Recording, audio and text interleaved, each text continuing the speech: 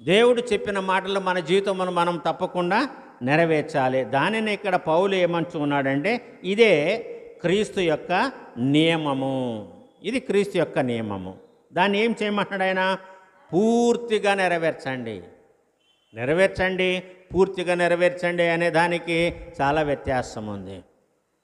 సగము నెరవేర్చి సగం విడిచిపెట్టమని కాదు. అంటే పూర్తిగా నెరవేర్చడం అంటే మనలో ప్రాణమున్నంత వరకు. పౌలు ఏం చెప్పాడు తిమోతికి రాసిన 2వ పత్రికలో?